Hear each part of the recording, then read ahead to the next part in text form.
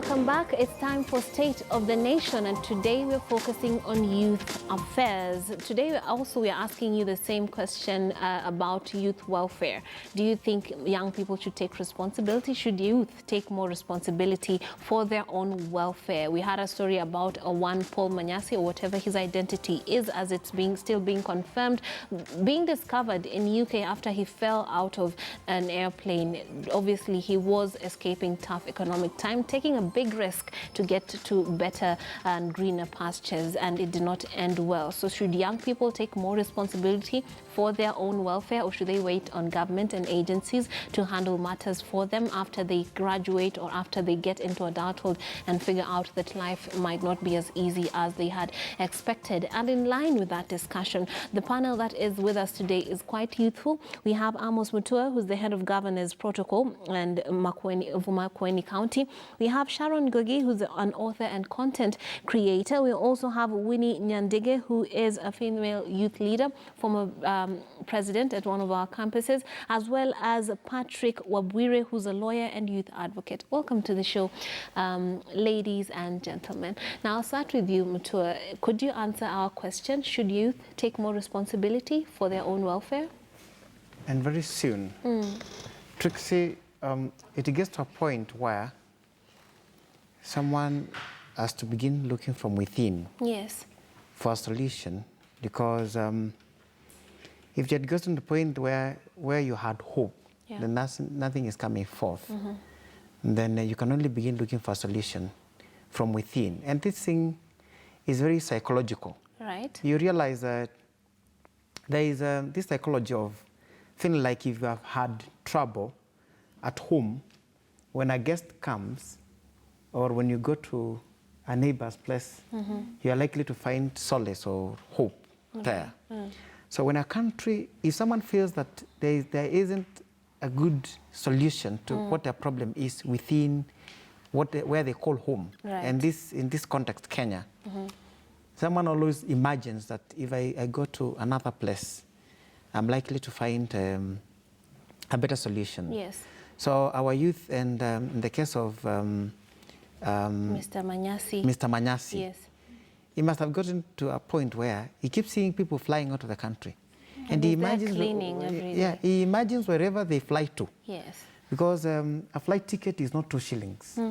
So if you can afford a flight, wherever you're going to, you must be going to enjoy. And there is this imagination also that often people fly to honeymoon and to good places. Yeah. So you must have imagined wherever this flight go to, it's a place where I can find hope. It's a place where I can be accepted. It's a place where I can tell my problem. So it's hopelessness. Yes.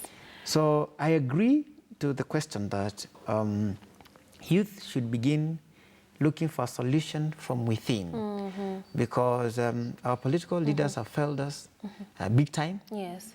And just let me literally just quote it right there. We've had a trend where the government, the president appointing retirees. Yeah. Retirees, someone that is like now it's a qualification. For some of the qualifications that you should have to be appointed to some government jobs is that you should have retired. Yes. You should be, struggling to see. You should have... Well, the argument with that is that perhaps experience comes with responsibility and wisdom, and perhaps a lack of greed. So that if you're given a certain document when you're over 80, you might have a more mature conscience that will aid in, you not stealing from the public coffers and what have you. This can be looked that is the argument. This can be looked at from two perspectives, because even this 80-year-old can want to steal more because they are retiring anyway. And the human nature, who can have enough? Yes, we always want more, but it's about, I guess, ethos, having a national ethos, feeling a sense of responsibility to not do it, whether you're 20 or you're 90. It's not about age and experience. Yes.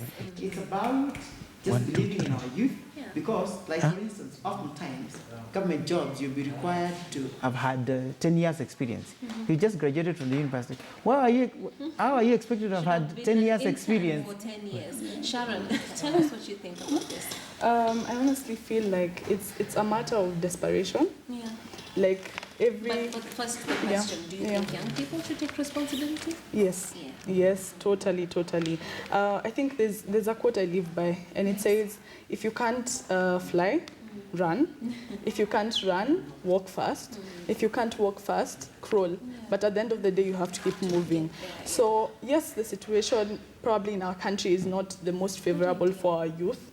But I believe at the end of the day, there's something you can do in your capacity, in whatever you're gifted in. You can do something to make a difference.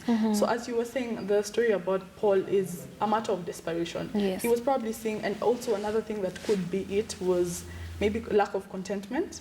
You know, at times lack of contentment can push you to doing so many things, and that's why even in government we see people stealing left, right and center, not because they don't have what they need, but because they want to get more. They want to get to point Z when they've not passed W and all the other letters. Yeah. So I think it's a matter of doing what you can when you can and how you can. Yes, and with what you have. Because exactly. there's an entrepreneur who I have engaged with who is over 40. And he started his entrepreneurship at that age, and he is not stopping at it. So if you are young and you have zero, you can still do it. That is my personal belief. But it's a question of narratives, as Sharon is putting it. Ms. Nyandige, I'm sure if you have been consuming the news for the past even decade, there's a statement that I personally really hate it, but people start their sentences with, the problem with this country is, the problem with this country is. Well, we all know, even young people, when you're having a conversation, they tell you, Kenya si ya mama yako. So it's not often it will not work for your favor. You have to at least go out and try and take what you do. Do you believe this is it? Because my answer to that question is yes. But what do you think? Yes. Yeah. The youth should take more responsibility. Must actually. Yeah. But do you know the way the Kenyan youth are hardworking? Yeah. Kenyan youth are taking responsibility. He works full-time with the youth. I work full-time with the youth, not just in Kenya, but globally. Yes. But the youth in Kenya, we are taking initiative. Yeah. For the few of us maybe who are able maybe to get opportunities outside the country, because you say the youth in Kenya are lazy, apart from... no, we're not saying they're lazy. No, yes. the older generation, we want now and then. The millennials of today don't want to work very hard. The same millennials you're talking about, we have organizations like Bill and Melinda Gates tapping into them. Yes. Why are they not being tapped into our system? Yes. You know, ours is a story of a generation that has been abandoned by the same system that should be empowering us. Right. You're talking about, he talked about the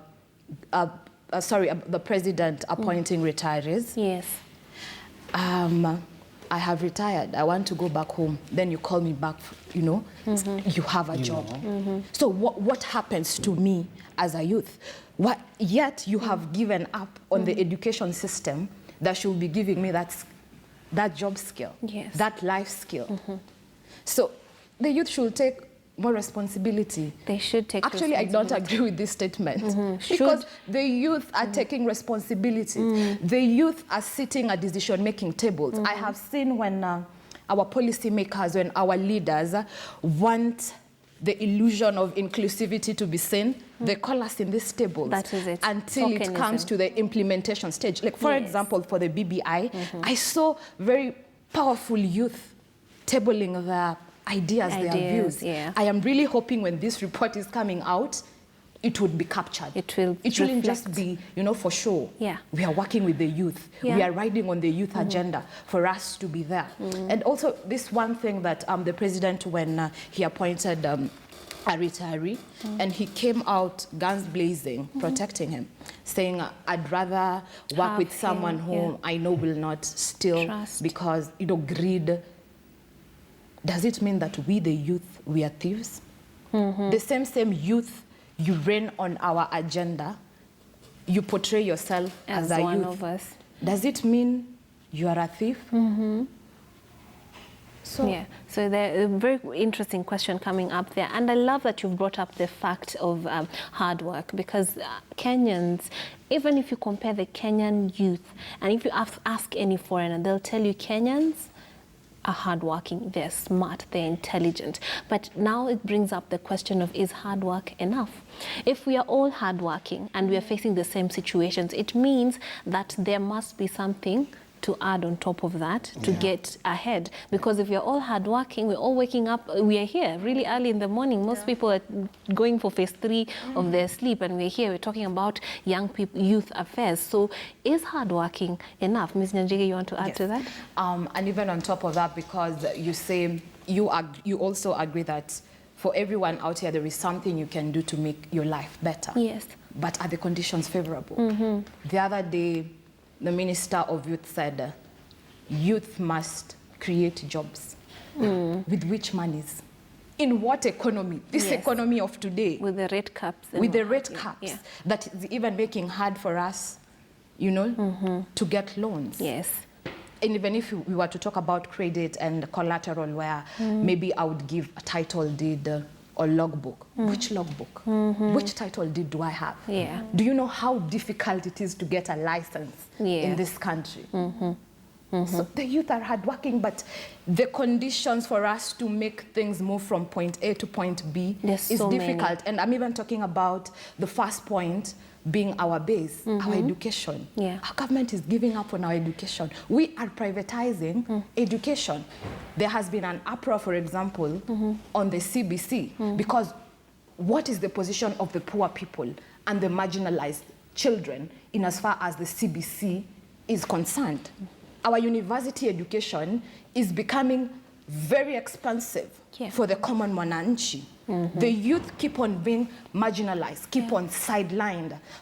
As if it is not enough, we are being blamed for the same atrocities that have been brought about by the same system, as I've said, that should be empowering us, that should be making conditions at least bearable. I'm not saying easy, but at least bearable for us. If you want me to create a job, make the economy bearable for me to make a job so that I can be able to create spaces for the other youth who need these jobs. Absolutely. Mr. Wabwire, your take? I think the problem that we are suffering from is a systemic problem. Yeah. We have youth that are hardworking, like she said. We work with them day in, day out. These are people who are so determined, but the system frustrates them. Yeah. All right? You mentioned something to do with a license. Yes, you're supposed to be an entrepreneur. Not all youth are born to be entrepreneurs. Yes. That is another thing that the system ought to understand. Not everybody gets out of school and they're good. They don't have, it's a talent thing sometimes. Exactly. Yeah. There are those who are good at it. There are those who just are good at doing formal employment. Yeah. But is there an opportunity for them? Each day that passes by, youth are becoming more frustrated. What you see is not that the youth are doing something that they ought not to have done, but they are frustrated in a way that they feel there is no hope. Right. And that is why most of the time you see them engaged in violence. These are people who are educated. And the sooner we realize this, the better, because this is a time bomb. These are people who have brains, but there's really nothing that they can do to utilize it. And that is why they engage in criminal activities and do things that they're supposed not to. Increasing, like looking at the way our system is, university students, there's so many, like you'll see them striking. This person has gone to school, they're finishing, and they don't know where they're headed to, right? And even in terms of the loans that the government comes up with, there's this like Starwika something, the loans that government wants to give to people. But are these things really helping them? Are the conditions favorable? That is where we start from. The government is not making it easy for them. And each day they're becoming more depressed. You hear that some of them are hanging themselves, but is there anyone who understands youth? There seems to be a disconnect. Yes. There seems to be, we have people in the system who think they understand youth, but they have no idea. Yeah, because each day they have their own way of Sharon, Yes, Sharon, that is where the problem is. But then again, let me not be the devil's advocate here. No, it's okay. Yes, please do. I think it's also a matter of lack of access to information, one, and fear. The reason I'm saying this is because I once had the chair of the National Youth Fund say, pesa iko, ni youth hawakuji. So I think there's that fear of will I really get this money? Like you're saying, the Stawika loans and all that. Recently, they had, when I say lack of access of information, there was a project that was initiated, I think, 2 months ago, but I think it's been running for a while in Belena Biz. I don't know if you guys have heard about it. It's a project in conjunction with the government and KPMG, whereby they seek to give over 700 youth loans from around, I think, 500,000 to 2 million. Yeah. So you're supposed to apply for it. You say your business proposal, what you're doing so far. So I feel like some youth don't even know about these things. Yeah. Some youth don't even know that this National Youth Fund is actually a thing that's existent and it's working. I think it's an empowerment issue. Exactly. Yeah, because we have So, this narrative of, in Kenya, you have to know someone, you have to be well connected. So sometimes you don't even take that step to try and figure out, can I actually get this loan? Because you've been told, if you don't know anyone, don't even try. Yeah. Mr. Mutoni. At times I even look at the government putting the cart before the horse. Because when you give someone a loan and you have not given them some orientation to know how to deal with this loan, you know, money, you only need to have it in your wallet and even not have a plan. That is one way of planning how to use it. Yes. Before you realize... Not having a plan is actually... it's a plan. Before you realize you have zero balance. Yeah. So... And you don't know where it went. You know, there is a crisis and there is a very high level of defaulting of these loans because you give someone 50,000 to a startup. Probably, you know, we have youth that know what to do with this money. Yeah. And we have others that do not know what to do with this money. Yeah. And I'm not sure the government has systems to follow up with this youth to make sure that the motivation or the agenda is to make sure that this youth thrives. And I make a joke often and say that we will know how much problem we are in because most leaders do not even call us youth. They call us youths. And there is no word youths. So I keep knowing that we are in darkness, that they do not even know that we are youth. Yeah, what to call us even. Yes, and there's a cultural, I think, I don't know to call it systemic or a cultural problem, again, that we are in a country where often when you are youth, you are looked at as a problematic person. Exactly. So when you go to a place and you want to raise an issue, then people look at you like, this young man is likely to bring trouble here. So all systems are set to try to stop you not to say what you want to say. Even when you're just very forthright and you have good language. And often you be told time is up, you know, or, you know, write your question. Tell that young man to keep quiet. Yeah, tell that young man to keep quiet. Or why won't you, let's talk in the sidelines after this, see me after the break. And you, at every other time, someone feels like I am being oppressed or I am being quietened. They always look for a way of revolting. You know, because they are repressed. So you will have to report. And that's why some of these violence we are seeing, and even sometimes people getting into, because when you talk about security studies now, you wouldn't know the face of a terrorist. Yes. Anybody can get into terrorism. This is a deep issue. Yeah. There is a lot of pressure. Someone desperation.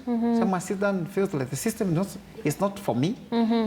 So the moment they have an opportunity to engage in anything that gives them, because these people have energy. Yeah. They have a lot of energy. They have ideas. Someone's getting out to the university. You're a graduate of, you know, scientific training. Yes. You know a lot about those chemicals and everything. Where are you expecting this person to go to? You're not getting an internship. You're not getting an opportunity anywhere. You cannot even volunteer. Exactly. Yeah. You will engage in anything that comes up. So anyone that brings up an idea, whatever it is, making bombs or even going to Somalia, going to wherever to become anything, as long as you are engaged, you want to be there because you want to be involved, and at least someone will have given you an opportunity to do something, whatever it is. Right, and Ms. Njandike did allude to suicides, and when you look at the story you're basing this on, Mr. Manyasi's move, that was basically suicide. It was a death mission. It was like, there's a chance I'll survive, but if I don't, basically he had made peace with the fact that it's okay. But you did say that we are in a position where you can even get the funding, but you don't know what to do with it. Yeah. Is our education system not looking into ways of making us be ready for the outside world? Because a lot of things in my GHC class back then, for those who did GHC, are not helping me today. I would have loved to have a money management class instead of getting to adulthood when I can afford to pay for certain courses that will help me learn how to play around with money to survive. And not everyone is able to afford for that extra education. Mr. Wabwire, what's your take on that? I think the problem we are having is we have, like the way I said it, we have a country whereby people don't understand youth, and there is an assumption that they're supposed to behave in a certain way, or suppose they behave in a certain manner. They are not looking at them as individuals. They're just balkanizing the group, all right? That is where the problem is. Yes, there might be maybe a few youth who are really not really hardworking and who are not keen to ensure that they succeed. It's the same way we have government people who are not hardworking. Exactly, right? And when you talk like frustration of Manyasi, this is what the youth faces. We have mobile apps, right? Like they take loans, they go take loans. Then the system just blacklists them. You know, they don't understand where this person is coming from. This is a frustrated person. They're out of school. They can't go back home, all right? And most of them, they finish, like an example, someone finished from, you finish from Nairobi University, okay? You want still to remain in Nairobi. You want to still find something to do instead of going back home, all right? Because going home is, again, more frustration. And this person, in the course of doing that, they can't find a job. Then they have a mobile, they have these apps, they take a loan. Then they're blacklisted. You're blacklisted. Right? And then this person is completely shut off from the system, and now they can't even access government loans, like the ones they're advertising. That is why the youth is. Absolutely, and that's the difference between some of these platforms and the banks, because at least the banks can hold your hand and walk you through your investment. But with this random investment platforms and apps, you just given the money, do whatever you want. The bureaucracy is not there, but then the education. I'd like Ms. Nyandige to get in on it. On an issue you raised, on the National Youth Fund. Yes. I don't think they have done thorough civic engagement. Are they in mashinani, or it is you and me who are on this panel that know there is a youth fund? And then it goes back to education that I keep on championing. We need to revolutionize our education. So that, you know, this mindset of 844, if I study to be a doctor, I have to be a doctor. I can't do coding. I can't be in the civil society. I can't be in the bank industry. I can't be an artist. I can't be an artist. You know? I can't be a news anchor. It is something we need to debunk. We need our education to be more on the lifelong learning processes, sustainable. Our education, I don't think it is sustainable. I feel today a lot of young people feel like our education is not really preparing us for the outside world. For the outside world. And so a lot has to be done. Sharon, your take on the education system? I totally agree with you, Winnie, and I also believe the new curriculum is a step in the right direction. And I'm speaking from experience. I've seen it in my brother, who's very young, in grade 2. And I can see the things he knows now. I promise you, even when you were in class, was it class 8? You probably didn't even know those things existed. So I think it's a matter of education, because education is the foundation of any human being. Education should be able to explore the things that you're good at and or allow invest you to in those. Exactly. In the outside world, where we see people going to search for greener pastures, you find a child who's been nurtured to be a coding expert or an IT expert from when they were very young, because the parents spotted this, the teacher spotted this, and they decided, you know, I won't force you to go and do chemistry when your mind is not even there. I will empower what you're good at and ensure that you can succeed in that. So I think it's a matter of the foundation. Let's go back to the grassroots. Like, what is our foundation? What's our educational foundation? Should we decide that, you know what, if you're good in that meeting, do it and do it well. If you're good in speaking in front of the camera, do it and do it well. Don't struggle finding your way in things that you know that is not your strength. True. Yeah. Yes, and I love that you pointed that out, because when we are talking about adults, or rather older people, the older generation not understanding us, there's always this mentality of when the comparison you've given, when you go to these more developed countries, kids who exhibit talents, who exhibit, you know, special abilities, are even pushed through the system. You can find a 12-year-old in campus because they were so smart, so they push them through quickly. So because they know this kind of intelligence is better served at a campus somewhere or in high school, rather than wasting their time here. But in the Kenyan education system, this kid would be considered kiherehere. Exactly. They need to shut up. They're too much. Yeah. They need to repeat and repeat school. By the time you are getting to university level, you're older until you travel outside, you know, and you get culture shock. Yes, no, I currently work up, and I was even sharing with my friends, and even the reason why I keep on insisting that the education system has to turn around. And I go to the global platform. Yes. And the person who is my chairperson, a lady from Singapore, at 28 years old, she's a PhD holder. Imagine that. You know? And it's not that they're smarter than us. No. It's just that, it's because their system favored them, and their government had put a good structure to know how to bring up children. I personally keep saying I was messed up by this system. If I had been given an opportunity to flourish in the things that I'm able to do, the singing, the talking, you know. Whenever I sang, I would be told I am making too much noise. Teachers would report me to my mother, and my mother, you don't want to know what she would do. So. But this is just who you were. Why would I be let to express myself? I see America Got Talent. And I see very young people sing and get lots of money. And who said I needed to? The footballers, do they even know anything about science? Do they even know about some of these things that we keep studying? Yes. You cannot know all things. Some of this biology that we keep studying, you will not even know where your liver is. You will not even know where your heart is. So why are we learning small things, small, you know, little information put together which wouldn't help you, and it's not even relevant in life. Take a case study of the Asians, the way they train their children and their lineage in business. You realize that in an Asian shop, there will be 3 generations. There will be an aging Asian man who is exiting. And then there will be either his son or a youthful one who is like the manager, now taking up the business, now running it. And there will be another young errand boy, an Asian, who is just, you know, putting this right there, a storekeeper. And it's a generational thing. And that's why they beat us in business. That's why they beat us in many things, because they have learned the art of just training their people in the real thing. So that when this child goes to the university to do business management, it's supplementary. It's not the main thing, actually. And it's quite interesting because these same countries, we are having kids dropping out. Let's take you talked about the Bill and Melinda Gates Foundation.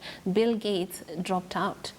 He had certain talents, he knew what he wanted, and then he went for it and did. Silicon Valley is full of school dropouts who are innovative, who are clever, and just know to be in the right, let me call it tribe, not our tribes, but the right people who have similar talents. You can learn from, you can explore things and learn from them. So clearly, as Paul Manyasa had a hunch on, the grass could be greener outside. But so let's take a look at this, the grass being greener on the outside. Are there ways of exploring what other countries have to offer without stuffing yourself under the wheel of a plane? Does our society or our systems provide the opportunity for us to look outside for better, greener pastures? If you were in Manyasi's place, you had finished at Form 4, you're working a job being paid 9,000 shillings, you're having a fiancé, obviously talking about having babies, and you know that's cash. You need money to have a family, but then, and you're living in Mkuru Kwanjenga. If you needed to live your dream, what would have been the right way to go about pursuing these greener pastures? I'll start with you. First of all, truth being told, is that in some of these countries, it's that truly the grass is greener. It is. Even if you're washing the floors, Yeah, you're... if we would just want to be sincere with ourselves, Yeah. truly that the grass is greener Yeah. on their side.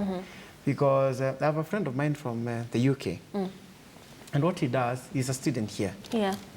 He travels back home during the long holidays, and he works as a butcher to pack meat, and is paid hourly. And the money that he gets within 3 months is sufficient for him to run him for a whole year in this country. He pays school fees for himself. You know, he's already an adult, so he's not under the care of the parents anymore. Yes. So imagine when he shares, because the wage builder is different, the systems are different and everything. If he tells a desperate Kenyan youth what the situation is like in his country, there's nothing that is going to stop that youth wanting to go there. And if that youth now imagines that I have to, because Paul wouldn't afford a ticket. A ticket. Yeah, maybe didn't even know how to go about a That's visa. the truth. Yes. And he knows that he will go to the visa place, the embassy, they will ask him, why are you traveling to, what do you want to go to do in the UK? He doesn't have relatives in the UK. He may never really convince the embassy people that he should be allowed and that he would actually come back. Because another fear with some of these countries that they don't want illegal immigrants flooding their markets. Sharon, what do you think that would have been the right way for him to go about that? Because we can aspire to what other countries have, but then at the same time, this is not the way to do it. Yes. Is our country affording us those routes to go outside? And I think it's I can't really know whether it was the right thing, because you see, it was definitely the wrong thing. I mean, yeah, that's what I mean. I mean, you don't know his situation at that particular point. Sometimes we're driven to do things that after you do something, you even ask yourself, was that me who even thought like that? Sometimes our situations drive us to the corner, the very last point where you don't even see there's light at the end of this dark tunnel. Take an example of some of the things you eat when you get hungry. You know, you even You ask wouldn't yourself, eat them in a I was not circumstance. in my right mind when I was doing that. But at the end of the day, I think it's a matter of the outside. The other countries have been painted to look like heaven. You know, like when you think about the United States of America, you're just thinking, there, when I go, all my problems have been solved. But the reality on the ground is, the work you put in, even when you go there, is not the same kind of work you'll do when you're in Kenya. Right. They work 3 jobs You can a have day. 3, even 4 Even jobs. 4 jobs a day. But in our country, that's not the kind of culture we've been raised Even up to. half a job sometimes is an issue, yes. So I think it's a matter of weighing your options. Probably to him, he thought, I have done all I could in Kenya, and the only option is either I flight or flee. Like, there's no other way around.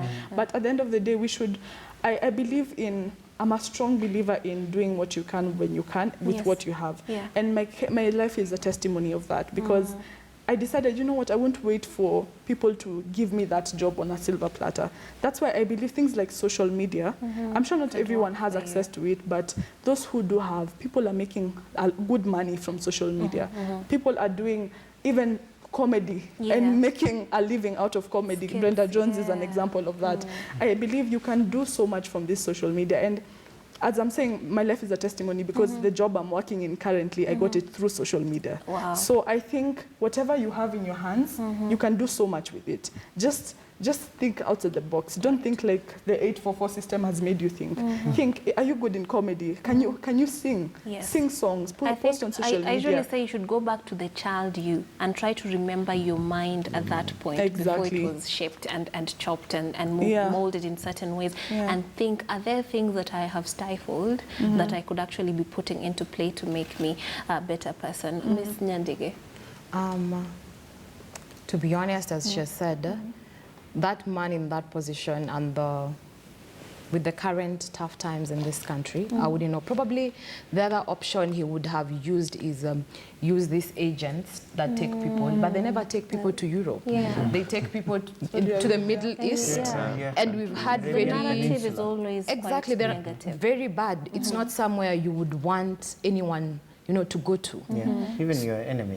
Exactly. You know, the way our girls are being mistreated. It's basically slavery. It's bizarre.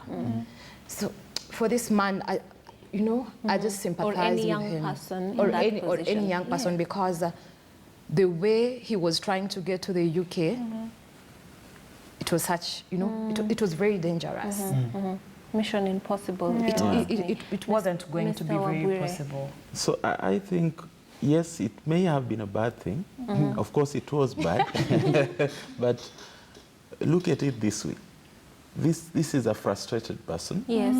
And you're in a country whereby, as much as government wants to give jobs to young people, like, let me cite an example of, let us say, Teacher Service Commission. They're hiring interns. And these are people who have no say to where they'll be posted. And guess what? They're going to receive 10, 15,000. Surely. 15,000, what if you posted in Nairobi? How will you survive? Where would you be? All In right? a slum, Isn't that maybe? more frustration? Yes. Because this is where this guy was, Manyasi was. Yes, he got into that plane. I'm told he was paid 9,000 shillings. Imagine now, 9,000. In Nairobi. Yeah. At the airport cleaning. Cleaning, yeah. All right? But that's our median income as a country. Exactly. And people imagine it is okay. Is that even We're net or actually gross? normalizing the abnormal. We just Maybe feel it's like petty cash. we feel like something that is abnormal should just be normal. That is what we are going through. Yeah. And going there actually would have presented him with more opportunities. The way he said it. It is true, yeah. Yes, he would have gotten like worked 3 or 4 jobs, right? Yeah. And at least got something that is decent. Yes. As opposed to staying back, you're educated and you have no way out. All right? That is the position where we are at. I want to challenge something Sharon said. Yes. In regard to, and she's a very good friend of mine. Yeah. We went to the same university. We may have had the privilege of going to a university where there were many nice things and many opportunities. And we have 2 types of youth here. Yes. And there are youth from up country. Someone who doesn't even have a smartphone. And where a radio is not readily available. You know, we have gotten to a point where, because I have a smartphone that has a radio, and I can access TV and information and newspapers, I imagine this is universal. Yeah, but it's not. There are people who are still struggling with things like, you know, a smartphone, who are not on WhatsApp, who are not on Facebook. Yeah. And information doesn't get to them like it gets to us.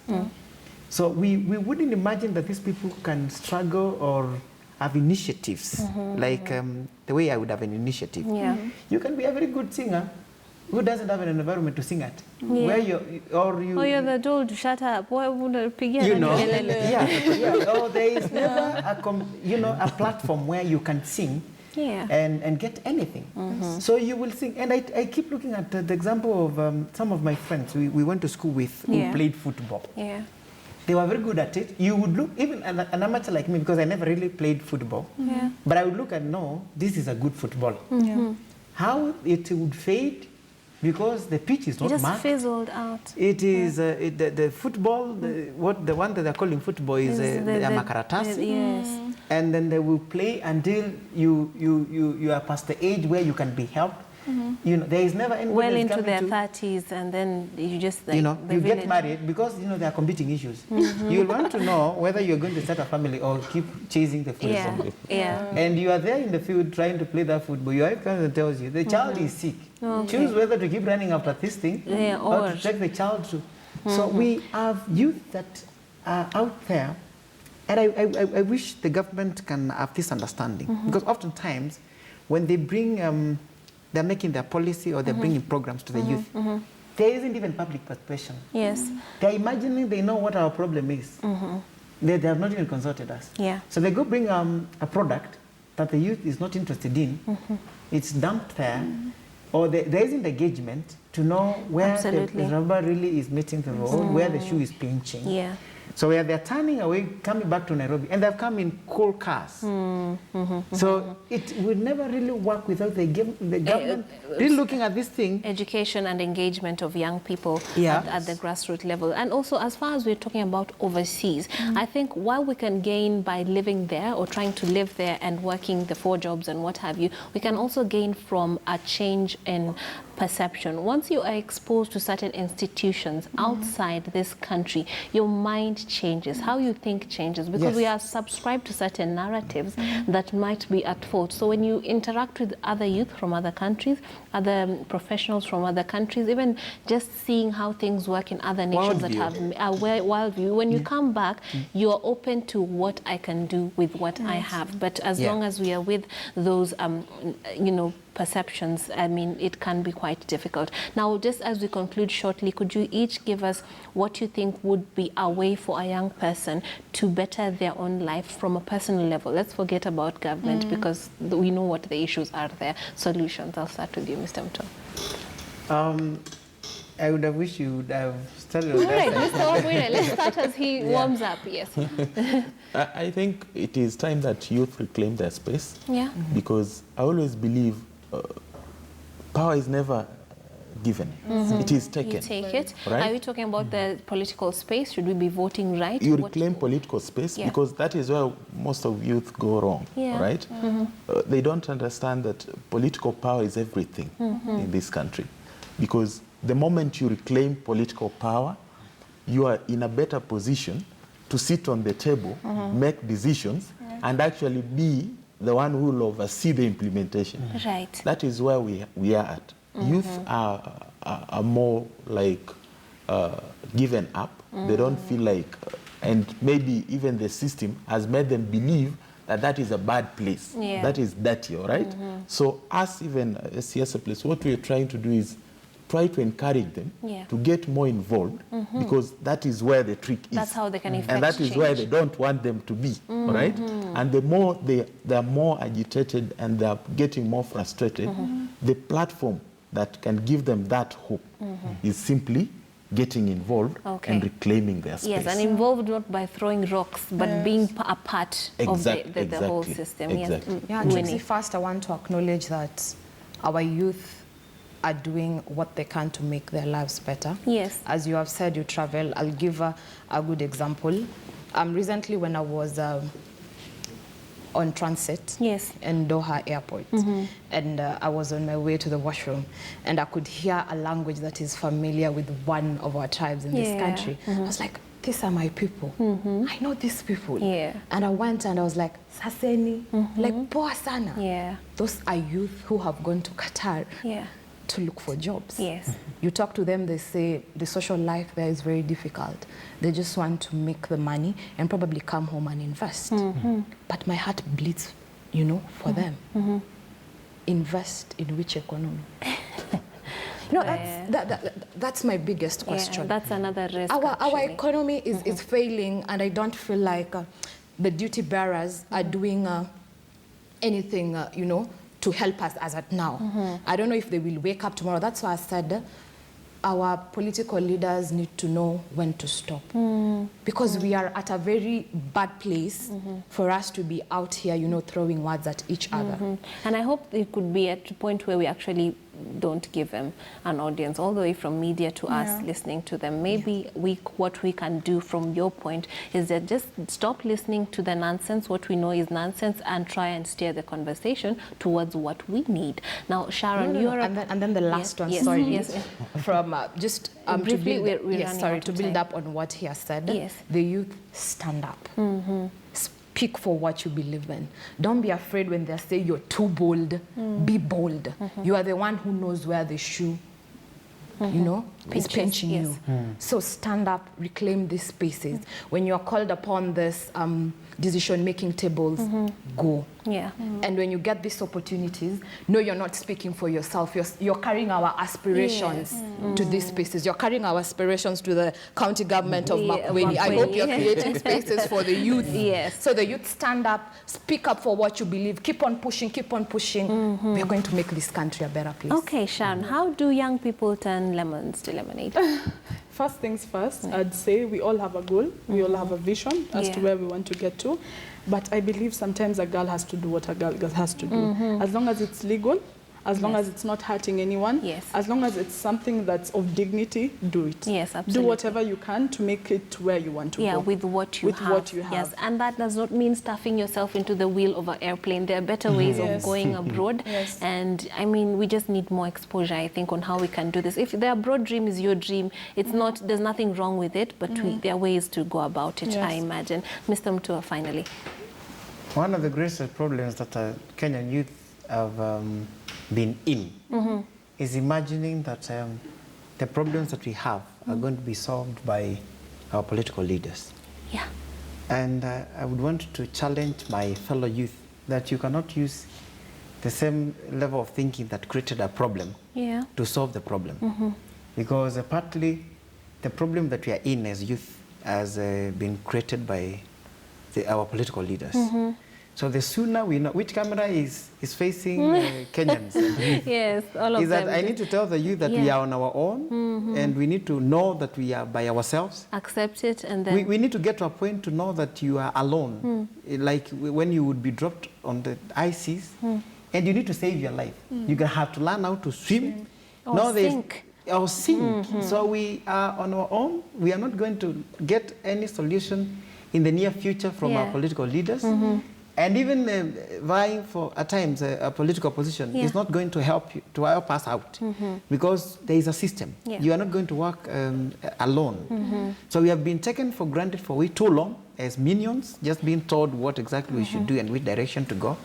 The sooner we will need change, we will begin championing for it, and change is going to come. And not with rocks. They're really adamant. He works with the county government of Makueni, and he's telling you you're on your own. So take from that whatever you may, but clearly there should be ways of looking out for yourself that will not endanger your life, but at the same time know that you can do whatever you can. You can get to your dreams with what you have, wherever you are. There is hope, even if you feel the government is letting you down. Do not risk your life at it. Thank you so much to my youthful panel for joining us for this discussion. Your insights, while your opinion are your own and not the show's, they are very valuable. And of course, if you have ears, as they say, listen. We'll take a short break. When we come back, we'll have more for you right here on Morning Express.